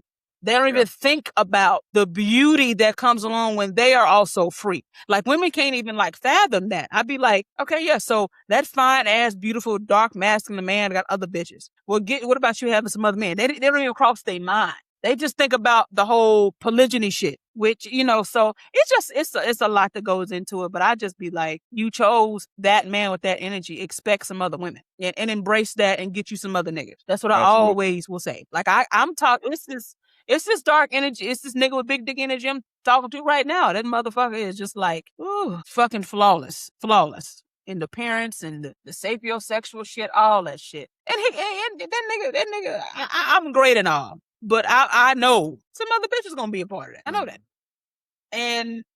But I actually, like I said before, I like his wild nature. Like, I like that. Like, I love that. Like, I love his magnetism. I like the fact that other women want him and that he's attracted to other women. Like, I like everything that comes with that man. I really do. I don't resent any part of what comes with that man, with that big dick energy. Because then he wouldn't be as magnetic if I tried to dim it down. But people do that all the time. I mean, I've had men do it to me. They tell me I've had men look at me and say, I love how wild and free you are. I love how your sensual energy. But once you get with me, you'd have to tone it down. Nigga, what? Got to cut them loose right then and there. Yeah, absolutely. Because I don't even know what the fuck that means. So you want me to, and I have a friend of mine that's going through some shit with a dude with a man right now. He said he loved how outgoing she is and all that shit, but now that they get more serious, she needs to kind of scale back on that. I don't understand that shit. But I do get it. So yeah. All right. So okay, one last question about this. So how do you feel about lying? Right? Because a lot of people would say that the cheating is not the problem, is that they lied and weren't honest. So how do you feel about lying in the monogamous relationships and shit like that? I know how I feel about it, but how do you feel about that? Well, yeah, I mean, again, in a relationship, you want to tell each other the truth. That's ideal. You know what I'm saying? And so lying in relationships obviously is going to be a problem. But there's a few things. One, all people lie. So everybody inside their relationship is lying to each other. Period, point blank. There's no questions, no arguments, no rebuttal to that.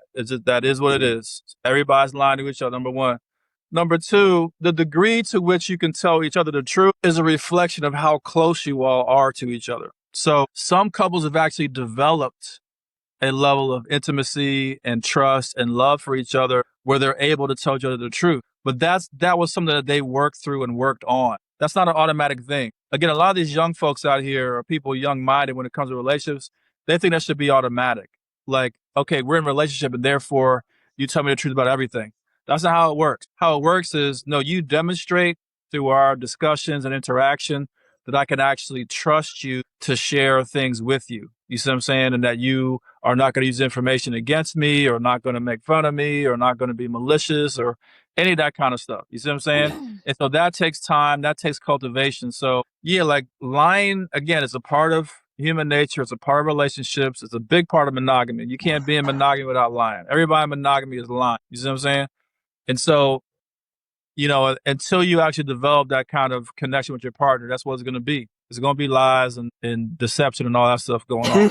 So would you say that you have, I guess, empathy or compassion for those who are lying or understanding? So you have understanding for those who are lying within the relationship? Because I do understand that lies hurt. I mean, I've been lied to, it don't feel good. You know what I'm saying? Somebody lying to you and you're thinking they're telling you the truth and all that kind of stuff. But I see us, this may seem dramatic, but it's the only way to word it. I see us all as victims of monogamous culture. were victims of this thing. And it's so much fear and conditioning wrapped around it. So I do expect some lies, especially if you're not poly already. Like if like you, I feel like we should expect some lies. And then women will turn around and tell you, well, you need to lie to me. Like I have a friend who she is a little more rigid, a bit more judgmental about certain sexual things. Like, for instance, like if it's certain things that her man has done in the past sexually, she'll say to me, like, well, he just may not need to tell me that. He just may need to lie to me. And I'm like, okay, so why do you, it's like, but then you say you want an honest man, but you are literally saying certain things he just needs to lie to you about. Which I mean, I can get it, on certain things. Okay, a little white lie. Like, if you think I didn't, like for me, if you think I didn't gain weight, you might need to lie and just not tell. I can get it. But like on like big things like that, is like, why don't you want like true transparency in your relationship? Like, it's a couple of examples me and her had of like where a dude was just like honest with me. Okay, I'll give you a prime example. I was with her and I got it, and I was gonna try to see if I was gonna go over to this dude's house to see him, and he knew I wasn't gonna fuck him, so he was just like, "Well, actually, it ain't a good time. I mean, I'm horny, and I want to remain a gentleman with you." And I was like, "Okay, I appreciate that," and that was it. She couldn't believe he said that. I'm like, "Well, hell, he said that was pretty authentic. Like he said, he was pretty authentic in what he said. He ain't got time to be with no bitch that ain't fucking. I get that."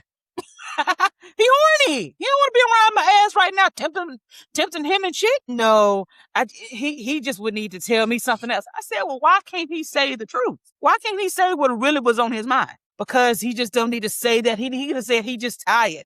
I'm like, okay, so all right. So I just feel like with the whole thing, there's so many layers to undo with the lying and the transparency. And I just don't feel like unconditional love is really possible with monogamous culture because it's too many conditions. I got too much lying and hiding to fit into the mold and shit like that. And so I don't really know. I typically have compassion. I understand why men and women lie to their partners within that. I get it fully. I understand why they lie. Yeah, to me, lies are just a big part of monogamous culture. Like, again, they won't admit it because they're lying, but it's a huge part of their culture. Like, they're lying to each other all the time.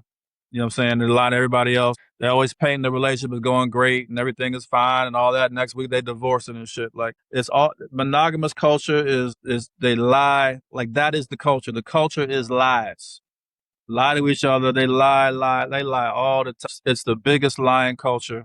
I mean, for people who say no, like, well, first of all, like 60% of people inside monogamous relationships are cheating or have cheated or will cheat. So right there, we're talking about most of y'all are cheating on each other. So you're lying right there. And so the other, they said another stat, 40% of monogamous couples experience financial infidelity, meaning they hide money from each other and shit like that. Like, y'all just lying motherfuckers, okay? That's the culture. The culture of monogamy is to lie, to hide, is to not tell the truth, is to make it look one way and be another way. So that's their culture. That's what it's always been. That's how it is. It's just crazy. I was talking to somebody. I was like, yeah, just like these women marrying these men for money. You know, Tyrese and all his ex-girlfriends and Brittany Rayner marrying. Like, they lie. They tell you they love you. They want to be with you. And a year later, they divorce you for the money. You know what I'm saying? It's all lies and deceit. It's all bullshit. You know what I'm saying? So, to me, the lies and deceit is a part of monogamous culture. And I feel like there's nothing wrong with people saying they want to be monogamous, but I think the conversation should go, the vows at the wedding should go like this. We are both in joint saying we're going to be monogamous when we know it ain't natural. So it's going to be real hard. And we are both going to be fucking up within this, throughout this relationship. But we gonna still just stay together with it. But we doing something not natural. It's hard. It's unrealistic and a lot to ask of each other. But we gonna try our best. And you gonna fuck up and I'm gonna fuck up. We just gonna forgive each other and get through it. Now, if those are the vows, I think monogamy has a chance. Just say that. Well, that's why I say, you know what I'm saying? Don't say you're monogamous. Instead, say you're going to be sexually exclusive. So that's what I'm saying. I support sexual exclusivity. You see what I'm saying?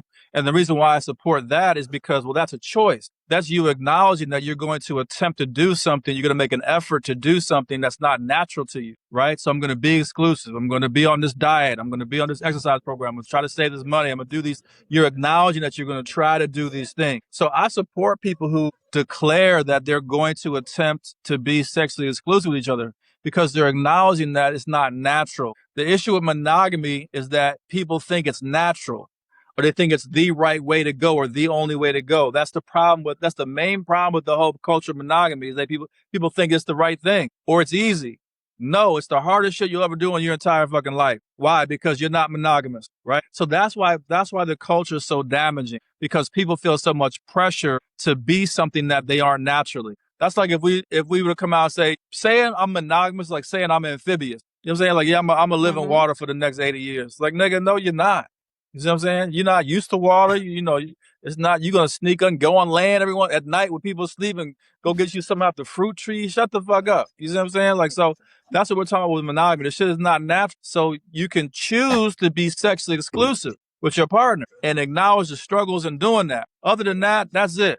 You know what I'm saying? No, you're not monogamous. That's what I'm saying. The culture of monogamy is so toxic because people think that's just natural. It's not natural. Ain't nothing natural about this shit. And that's why it's so hard, because people feel so much guilt even having an attraction for somebody else. That's why you can't tell your husband or your wife that you have an attraction, because that violates monogamous culture. You think you're wrong just for having an attraction or finding somebody else cute or something like that.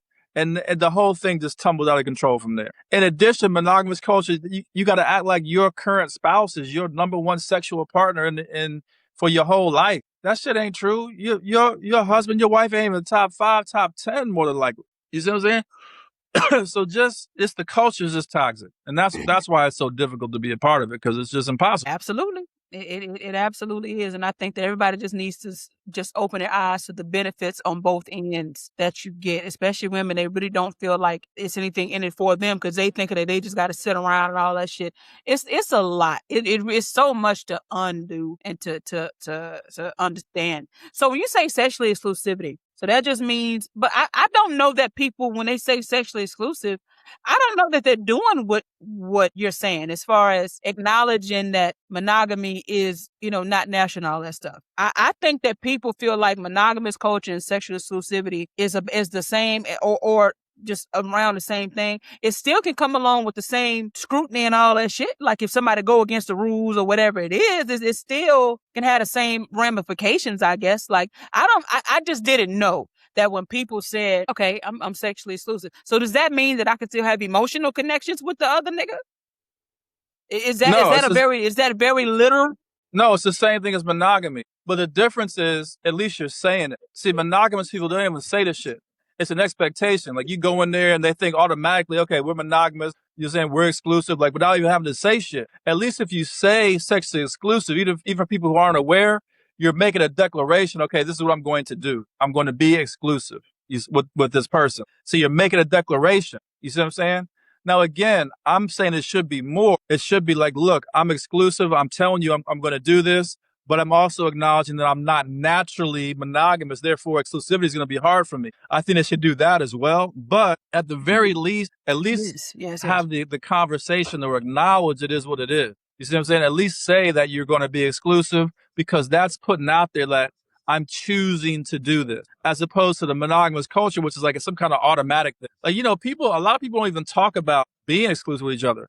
They just kind of like roll into it automatically without saying shit. So, the whole thing is toxic. But yeah, I agree with you. It's not an automatic thing, and people do conflate those two things, sexual exclusivity and monogamy. Well, that reminds me of the Megan Thee Stallion and Klay Thompson. I think Klay probably was just trying to say, hey, look, monogamy is hard. For me to just say I'm only going to look at you for the next 80 years, I'm going to be struggling with that. And I think that, I don't know if he cheated or not, but I think you can't even say that. You see what you just said, that monogamy is not natural, but we're going to try it here. You can't even say that in monogamous culture. You can't even say that. You can't say that. Yeah, Klay didn't cheat on Megan. He didn't cheat on her. They try to make it like he cheated on her. He didn't cheat on her. He just tried to have a conversation with her about the reality of attraction and all that kind of stuff. And she got offended, and she considered that conversation cheating. You see what I'm saying? It's like, get the fuck out of here. You know what I'm saying? Like, yes. No, he didn't cheat. If he would have cheated, then she would have brought out more evidence about him cheating and have more stuff to say about that. You see what I'm saying? But even the girl they said he cheated with, the girl can't say, I ain't fuck with. What the fuck y'all talking about? I ain't fuck with Klay. Shut the fuck up. You see what I'm saying? So no, he didn't cheat on her.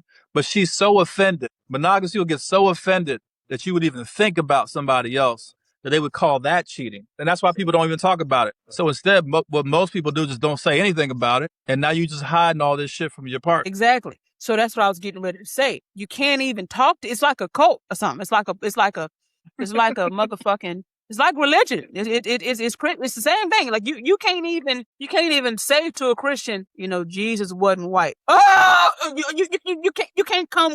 can't say even, you can't even ease in a little bit of fact with them motherfucking people. And they get stupid. So I feel like it's the same energy with monogamy. Like, I have one close friend that's like monogamous. She just, it's just insane. But yeah, I would agree. You can't even say it. And when I saw what Clay said, I said, Clay probably tried to just talk to her about, he probably said, I'm a rich, generally speaking, attractive NBA player. You're fucking wonderful.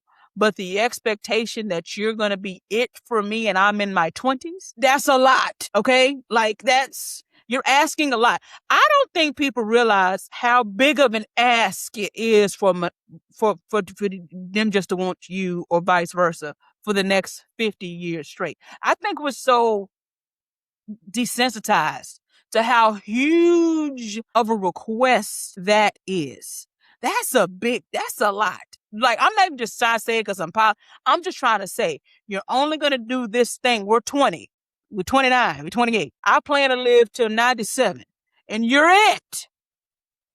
What other area in our lives do we do that in? Like, you know what I'm saying? It's just kind of like, and they get so offended. What you mean that's a big ask? What you mean that's a big deal? It's not. What the fuck? That's a huge request you just asked that man or woman to do. And the crazy thing about women, when they so adamant about it, is I think studies show us that women get bored faster with monogamy than men do. So what are we talking about? Yeah, exactly. Yeah, the women be lying. Women be lying like they lie they want it. But as soon as they get it, they be looking at somebody else or ready to divorce, ready to leave. You know what I'm saying? It's just a mess. It is. It is. I thought, and it's funny when you said earlier that women cheat just as much or whatever. I was friends with a divorce. I was talking to this 20-year divorce attorney, and she was just saying, she confirmed, she's like, no, women cheat. It's not as much. It's the same, but the women just rarely leave the proof behind. That's the thing. Right. You don't really know. Women are just a little bit better at it. Yeah, I think women cheat more. You feel like it's more? I think it is. Okay, explain that. Why do you think they cheat more? So do you saying they want to cheat or actually cheat more? They actually cheat. Yeah, they actually cheat more. Yeah, I think that, like you said, women get bored real quick. So that's been proven. They get bored in marriage and they want to get a little thrill. They go get a thrill here and there. And it might be something small. Could be them making out with their girlfriend or, scissoring some coochies or something on the girls' trip or whatever. But no, they're cheating. Trust me. Women are cheat. Like if a man did the same thing the woman did, you see what I'm saying? Yeah, I went to the thing. Me and homie was bumping nutsacks down in Jamaica. You see what I'm saying? That would be cheating. You see what I'm saying? So yeah, women cheat all the time, and a woman can cheat quick. She'll go around the corner and she'll suck some dick for 10 minutes and then come back in and give her husband a tongue kiss. You see what I'm saying? Like, women are real good. You are real slick. You guys are amazing. I learned that from women. Like, women, you all taught me how to be slick. You see what I'm saying? One of the first sisters I used to date when I opened my relationship she taught me all the smooth secrets and how not to get caught. And we had passcodes. Like, we call each other. Like, you had to say the pass. Like, women are just, you all are amazing at getting shit over on a motherfucker. You see what I'm saying? It's so slick. So yeah, y'all just really good at it. Y'all will fuck somebody in the alley for 5 minutes and then come back into the club and nobody knows what the fuck happened. And you'll take it to your grave. You see what I'm saying? You're deep throating niggas in the bathroom and nobody knows what happened. You see what I'm saying? So, it's like the stories of Megan Thee Stallion, how she was like fucking niggas in the back of the car and nobody, and the driver knew because he wasn't part of her entourage and he mentioned something or whatever. But outside of that, nobody will ever know. Like, women are very promiscuous, period. I think women are the most promiscuous species on the planet, even more than men. So especially when you all start ovulating, you can throw everything out the window.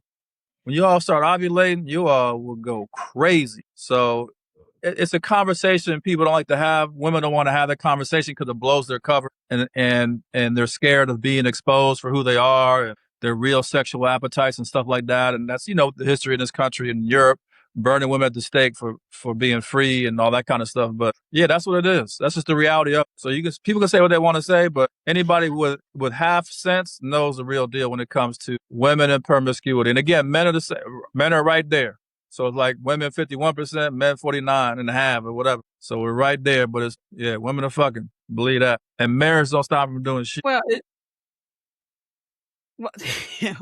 I mean, as someone who was very close with lots of male strippers, I would concur. Who you think the clientele are? Who be paying? Exactly.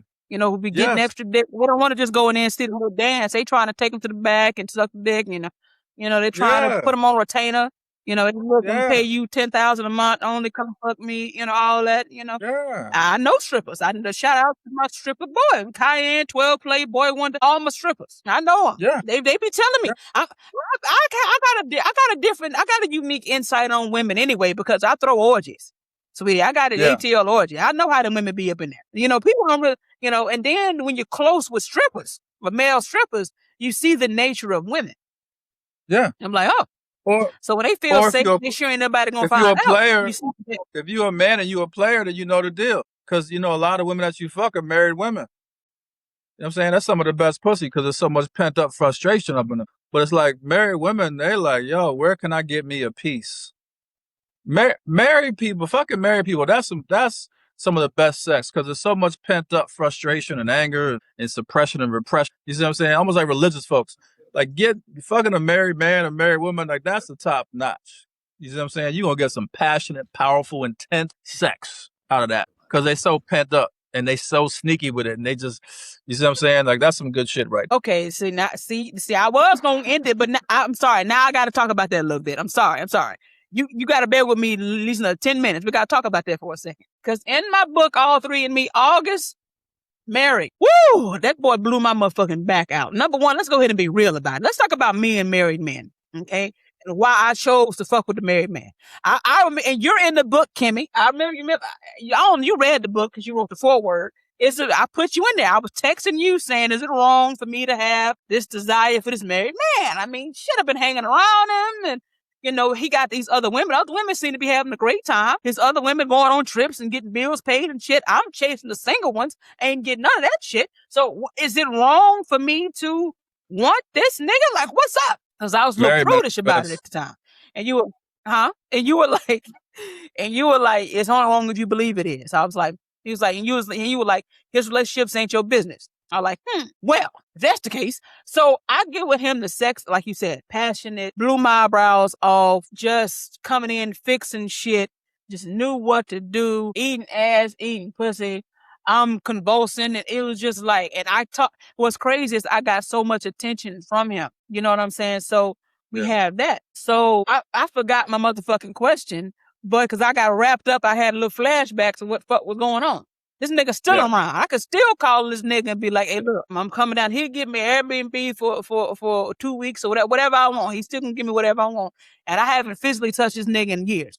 But the point is, damn, I gave away the book. But anyway, the point is, the marriage shit is really, it's really interesting. And I feel like I don't even like calling it side pieces. The other women, the other men are with the fucking foundation of them marriages. Because without him going to do that, if he didn't have other women, that marriage would have been over. That's nothing we don't really understand about dealing with married men and married women. You're helping them out, but you're also getting a lot of good shit. They're all pent up and shit. So yes, that's very fascinating that you work that out. So you like fucking the married women. That's what you're trying to say. You like sliding up into married women. That's what you're trying to say. Yeah, it's great. That's amazing pussy right there. Married woman is amazing pussy. They're really trying to get a lot out, get a lot off their chests. They're trying to get a lot expressed. They're really trying to. There's so much pent up, so much pressure they're living under. You see what I'm saying? So much lies they're living under. They just want to be free and express and all that kind of stuff. And like, this is amazing. This shit is passionate. It's wonderful. Woo. Okay, so do you care whether or not the husband knows about you or not? It's on a case-by-case basis. Some cases, if the husband's a piece of shit, he's out cheating on his wife and doing a bunch of down low crazy shit, then I don't give a fuck. You know what I'm saying? If I feel the husband is doing his best and he's showing up, I don't want to fuck with her. I don't want to mess up a situation or fuck over a dude. You see what I'm saying? Now again, if I feel the dude is on some bullshit, You see what I'm saying? And he's messing his wife over, if he's being violent, if he's being abusive, or if he's cheating, all that. I don't care about what the fuck he thinks. You see what I'm saying? But if he's got a good heart, he's trying to do the right thing by his woman, I won't fuck with a woman in that situation. And I've turned out a lot of married women who I'm like, you know what? Your husband is a good guy. Even in situations where the husband knows about me and is okay, if I look into his heart and I see he can't really take it, you see what I'm saying? Like, or it wouldn't be good for him, or it's not going to be something he can really handle, I'm not going to fuck with her. You see what I'm saying? So I have to look at the man and see and judge on a case-by-case basis, is this the right thing for me to do based on where he's actually at? It doesn't matter how the woman feels about me. Like, she can really generally love me or want to be with me. But if your man is a good guy and can't really handle me being with you, I'm not going to fuck with you. That's all there is to it. Interesting. Okay, I ain't never heard you say that before. I didn't know it was for you was a case-by-case situation.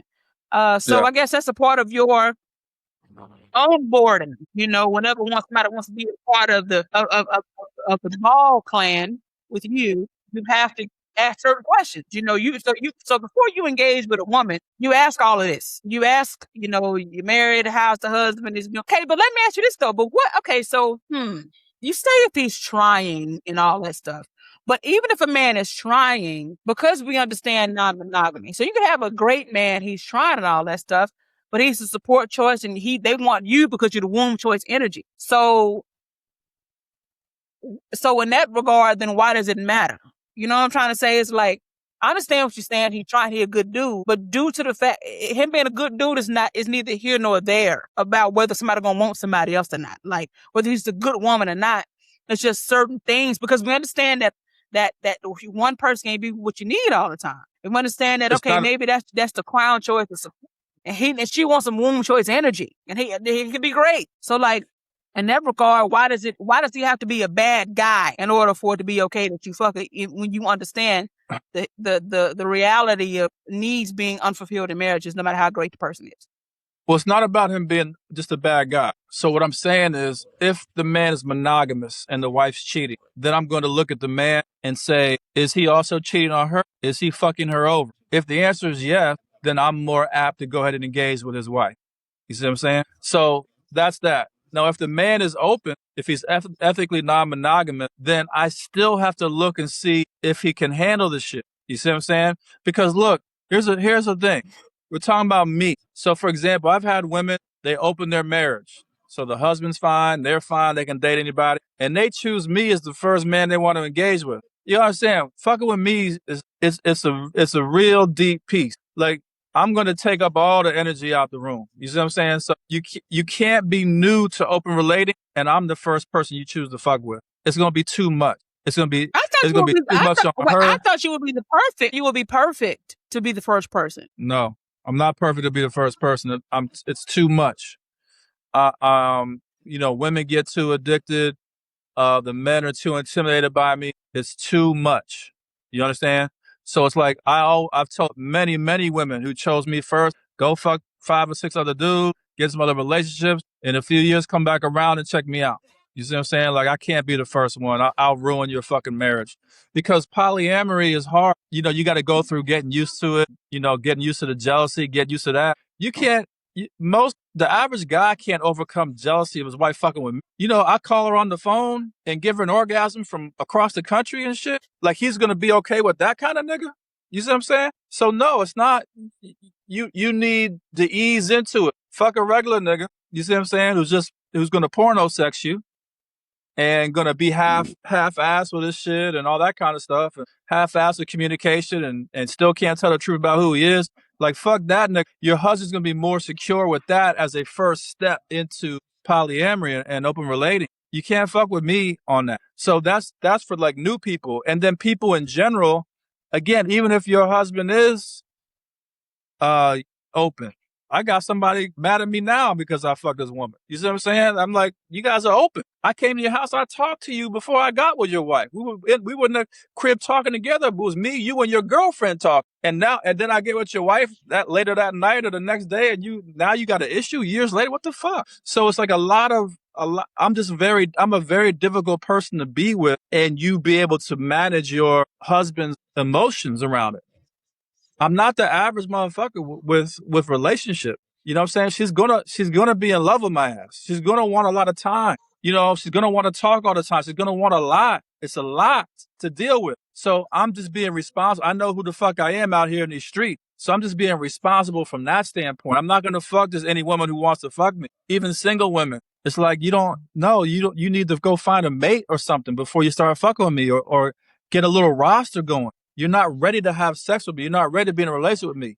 You're not ready to kind of be around my energy. You see what I'm saying? So from my standpoint, in terms of how I view myself, I'm a lot to be with. You see what I'm saying? It's not just I got a big dick. It's the tantra aspect. I'm smart. I'm going to expand you. I'm going to be addictive in a lot of ways. Go find other niggas before you start to engage with me.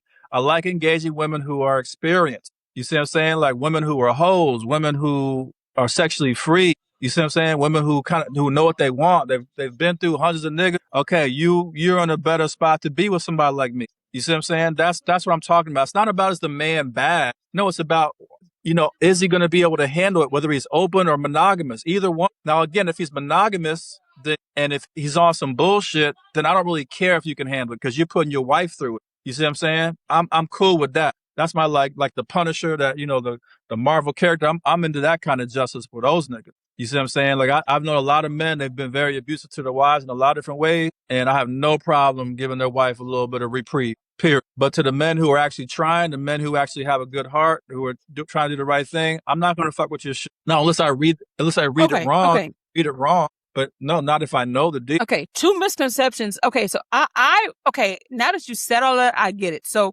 when I was wording my question about the support choice and the womb choice, it was about he don't know, right? Like, I mean, it's like you you get a woman made at Starbucks and y'all talk whatever, y'all get to know each other.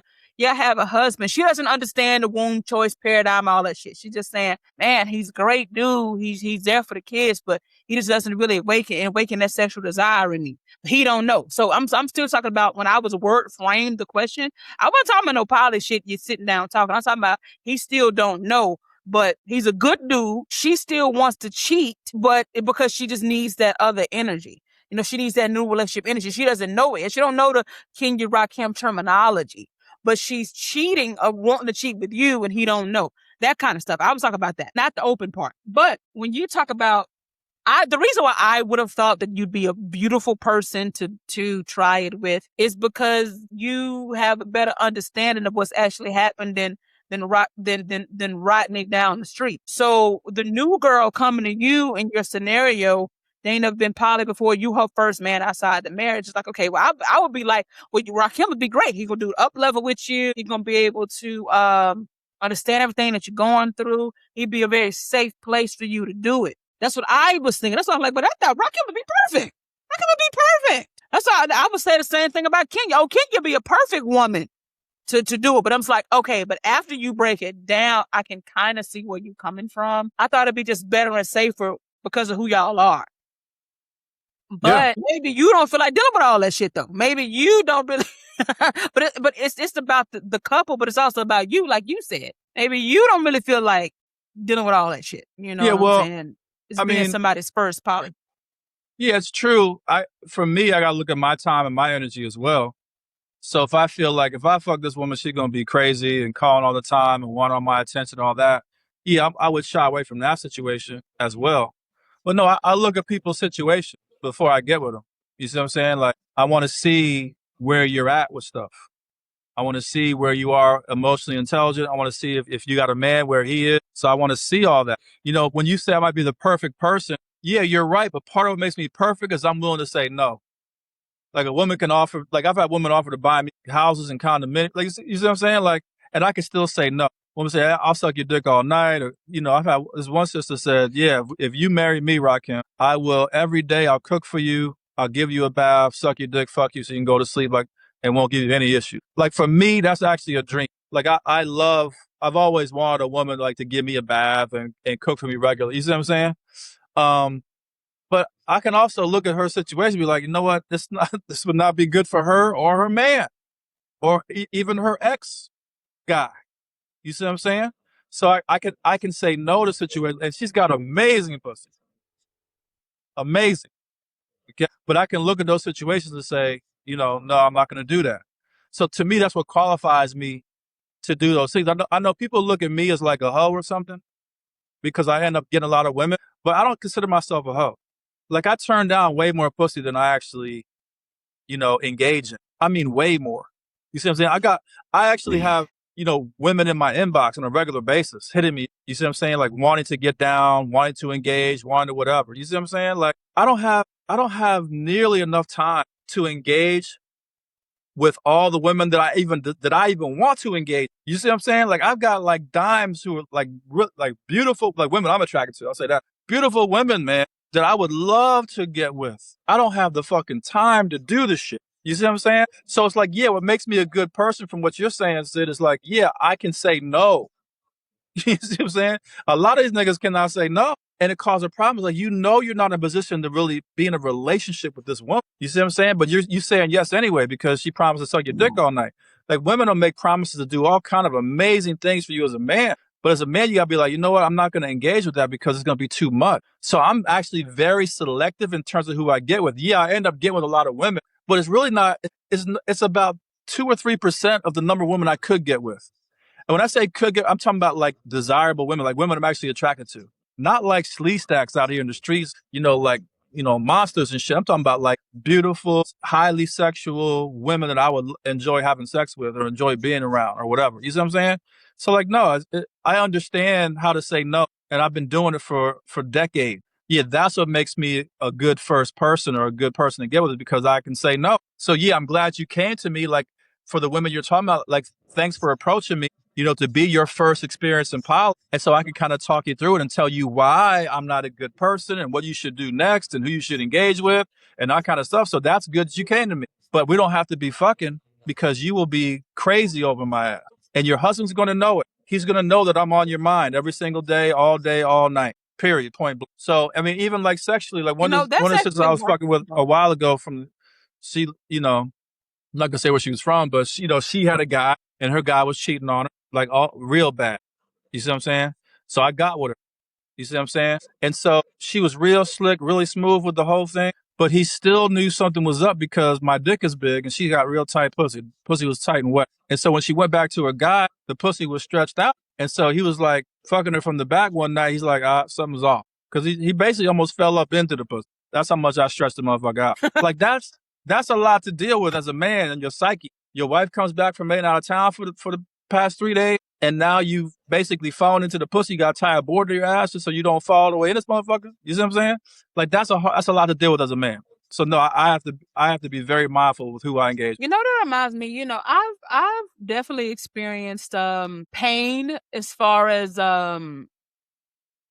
it's been hurtful experiences with me. That's why I usually don't even join into existing poly relationships, because it's been several times where everything's cool until I come in the motherfucker. Like, they're cool with their man being with other women, but they don't want them to be with me.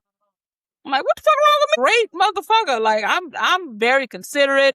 I be sure the woman's cool and all that shit, but like I can see, as I've just matured and looked back at these scenarios, I think women just didn't want their nigga like with me. Like, you know what I'm saying? Like, for various amounts of reasons. So when you said earlier how everybody agreed that you fuck with the wife and then they mad, you're like, well, bitch, when did we agree? And they want to, veto, tell the women they can't see you no more, all this other kind of stuff. And I guess it's because just who you are. I guess the magnetism, or the, maybe they got heard your name in the street and saw your dick was big or whatever it is. It can be a lot. So I've definitely experienced that as well. That's why I ain't really interested in that shit. I don't really want to join nothing existing. I really don't. Like, the only way I'm gonna do that shit is if the man is just spectacular. The man has got to be just spectacular and great, because I just feel like it's always gonna be some bullshit with the girl, even if you poly and open. Like, I done had that shit too. They be like, nah, you know what I'm saying? I have to tone it down. I'd have to tone myself down quite a bit to make the woman feel comfortable. Which is whack. I ain't doing all that. But that's the very interesting insight. So the bottom line is, some women you'd fuck with, married women you'd fuck with, some of them you wouldn't, depending on their situation and your intuition, how you feel about it. You know, I would say in closing this whole thing, I would say if you're gonna fuck with anybody married, have some other dick, have some other women and some other men. Don't go into the shit making that motherfucker your only thing. You can't. It would be no way I'd have been able to be with this nigga without having other niggas. Because it's just, and any man or woman who suggests, if a married woman or man, whether poly or not, I don't give a fuck. But we can talk about the more common example. They're not poly. They just cheat. If they come to you and say, well, I'm going to have my husband and my wife, but you can only be monogamous to me, always either just tell them yes and lie anyway, or tell them no to that shit, because that's stupid. Do not make a married person and somebody who actually literally cannot physically be with you and all that. They don't care about you. If they even request that, means they don't care about you. They don't care about you at all. Because it's not like they single and they can be at your house every night. Them motherfuckers will not be with you on the holidays or in the nighttime, and they can't give you all of that because they focus on the house and the kids. Don't ever agree to that shit. I would say my number one advice, if you want to go fucking around with a married person, get you some other niggas or some other women. And I think that's like the number one thing I'd say. And get real realistic about the time constraints and all that shit and all of that. And he could leave you. Do you think it's a high percentage of men who actually, what do you think the percentage of the people do men be leaving, women and men be leaving their husbands for they other women and men a lot? Yeah. It's hard to leave your husband or wife if you've established something with them and neither one of you all are exceptional. Like if neither one of you all have a ton of money or you're not famous or you don't have an amazing talent, it's kind of hard to leave. But people do eventually, because what happens is in marriage is you start to build together. You start to build family and start to build your legacy out. You combine families and all these things. And so it's hard to leave a situation like that. But what happens is when people can't get resolution inside their marriage, they end up eventually, after years of struggle, then they'll leave and they'll get with, their other woman or other man. I just talked to a brother yesterday, he left his marriage and he ended up getting with his girlfriend who he was fucking with the whole marriage. So it happens all the time on both sides. A lot of women really want to leave their husband and be with their dark masculine man, but they don't have the foundation. They don't have the money. They don't have enough to actually, it's hard for them to actually get up and leave because they don't have their shit together. But if they had their shit together, if you put $1 billion in all women's bank accounts across the country, you'd see about half of marriages break up that currently are not broken up. An additional 50% breakup almost within a year. Women be like, I'm the fuck out of here. What the fuck? You see what I'm saying? Because now they have the means to pursue what they really want to pursue. And a lot of women would rather be like a side piece to a dark masculine than a wife to a man that doesn't really ignite them or activate them. I keep trying to end the damn thing, but you keep saying we're gonna end this motherfucker. We about to end it. We can schedule another motherfucker. We take some notes. Get the next one. Well, the next thing we're going to talk about that. The next thing we're going to talk about this myth that women always want to be the main bitch. That they just always want to be that. It's so much to talk about. But anyway, they do. We'll talk about it. They want to be the main bitch, but they're willing to be the second or third to get what they want. So they'd rather have. You ever hear that saying? I'd rather have 10% of something than 100% of nothing. You see what I'm saying? So yeah. Mm-hmm. All right, Sid. Yeah. Okay. Well, I'm gonna send you the clips and all that shit, and we're gonna get this going.